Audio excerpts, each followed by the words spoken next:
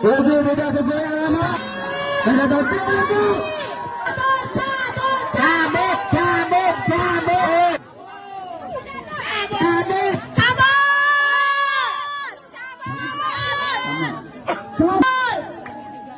Mohon itu izinnya di studio alam harap dicabut kalau bisa. Siap. Kita serahkan dengan aman. Ini dari warga ya. Kita udah izin sama RT sama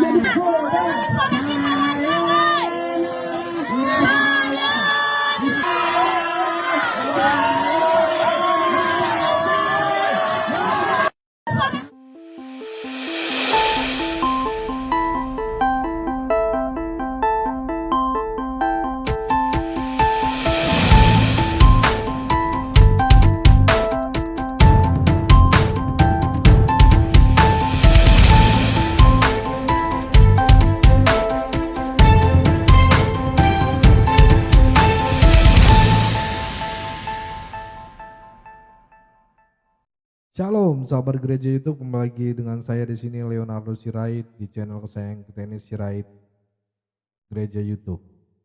Oke teman-teman, di kesempatan kali ini kita akan tetap membahas dan menyuarakan tentang penolakan gereja tempat ibadah ya. Di sini kita terus tidak ada bosan-bosannya untuk terus menyuarakan ya teman-teman ya. Nah kita tonton dulu video satu ini teman-teman ya. Saya mohon Bapak, ini saudara-saudara anak-anak saya semua, gitu, jangan ada yang nanti kalau ketangkep saya juga ntar ya, jangan merusak ya, itu aja. Yang penting kita nggak mau ada Saya aktivitas. mohon Bapak Ibu bubar ya, kembali ke rumah masing-masing. Nanti tunggu saya kerja dulu ya. Ya Pak. Kita pegang janjinya kapan? Intinya mulai detik ini selama evaluasi jika ada penerusan pembangunan, kami warga masyarakat berhak. Oh iya gitu. Kita yang merasa secepatnya. Ya mulai di sana di gereja. Mau tambah lagi? Nah, izin saya menyampaikan ada beberapa data. Mohon izin ya. Assalamualaikum warahmatullahi wabarakatuh. Ya, saya mohon Bapak, ini saudara-saudara anak-anak saya semua, gitu, jangan ada yang nanti kalau ketangkep saya juga ntar. Ya, itu tadi videonya ya teman-teman. Saya akan memberikan sedikit arahan lah ya, kata-kata opini saya. Kalau kita lihat ke belakang ya, pola kasus intoleransi ini jelas gitu terjadi, viral, ada janji penegak hukum, reda di media sosial ya kan, lalu ada lagi, terjadi lagi, seperti lingkaran yang putus-putus gitu. Dan selama lingkaran ini dibiarkan ya, kita semua sebenarnya sedang berjalan di atas bom waktu ya. Kita sudah bahas berapa kali nih. Masalah ini bukan semata-mata soal teologi, tapi soal kebijakan. Negara punya kewajiban konstitusional melindungi semua warga tanpa diskriminasi. Tapi kewajiban itu akan tetap jadi teks indah di pasal undang-undang kalau tidak ada kemauan politik untuk menegakkannya. Sikap diam demi menjaga kerukunan adalah kesalahan strategis. Kerukunan sejati lahir dari keadilan, bukan dari rasa takut untuk bicara. Kita sudah lihat ada cara untuk memutuskan siklus ini. Peraturan yang tegas dan mengikat, monitoring publik yang transparan, dan kolaborasi lintas agama yang solid. Komunitas publik yang cerdas dan bernas gitu ya. Selanjutnya tekanan legislatif yang nyata. Nah, Tugas kita sebagai warga negara, khususnya umat Kristen ya, bukan hanya mengampuni, tapi juga memperjuangkan keadilan. Mengampuni adalah panggilan iman. Memperjuangkan keadilan adalah panggilan kemanusiaan. Maka dari itu kenapa gereja YouTube terus menyuarakan, saya menyuarakan, karena itu keadilan ya. Keadilan untuk panggilan kemanusiaan. Dua-duanya tidak boleh dipisahkan. Yesus sendiri berkata dalam Matius 5 ayat 6 kan, berbahagialah orang yang lapar dan haus akan kebenaran, karena mereka akan dipuaskan. Yang saya tangkap dan petik di sini artinya, lapar akan kebenaran bukan hanya untuk diri sendiri, tapi juga untuk masyarakat luas. Maka mari kita sepakat, setiap kali ada kasus intoleransi, kita tidak diam. Kita dokumentasikan, kita laporkan, kita bawa ke ruang publik.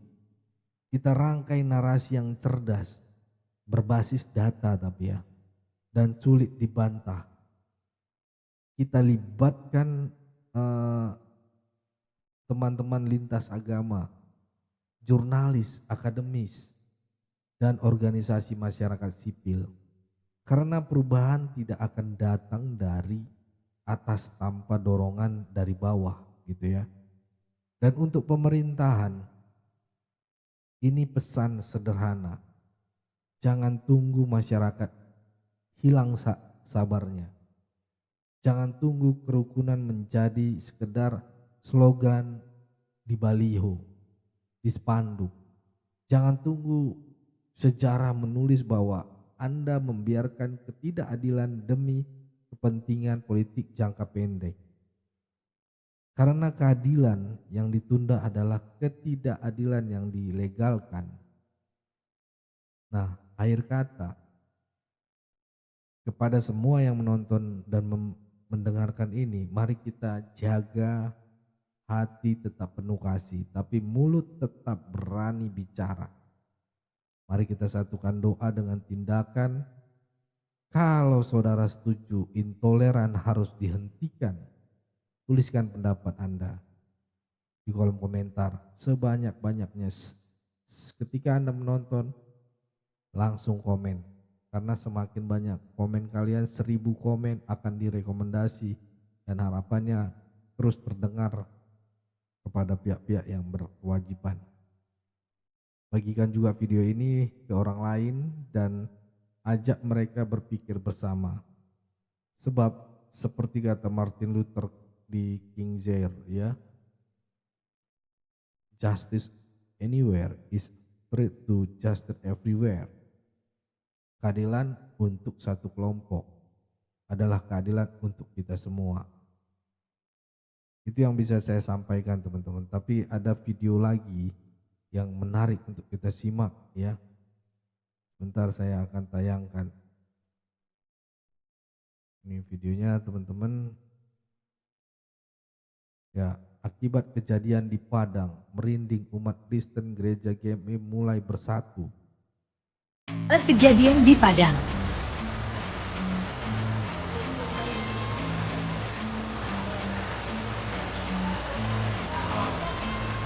Bersatu mereka. Jangan sampai negara ini nanti gara-gara hal-hal mungkin yang tidak berada.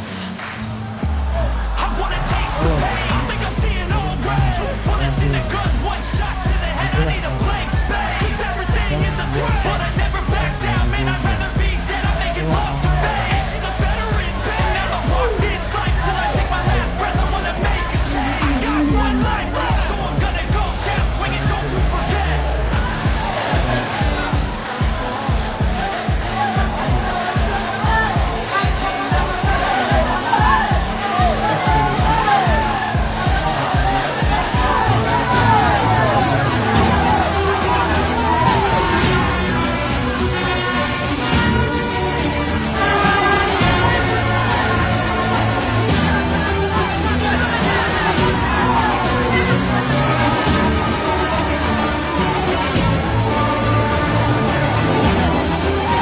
akibat kejadian di Padang.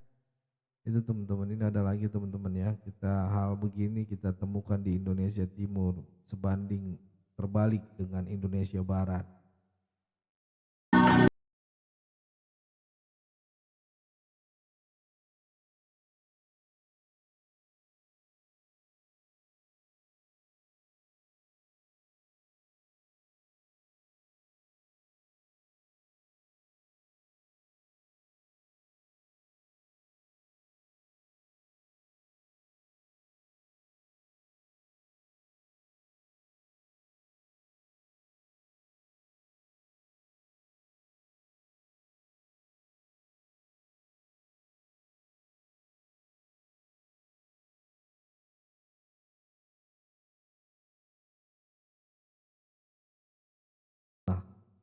Ya karena apa? Karena semakin banyak bibit-bibit intoleran, radikalisme lahir di bumi pertiwi ini dan dibiarkan.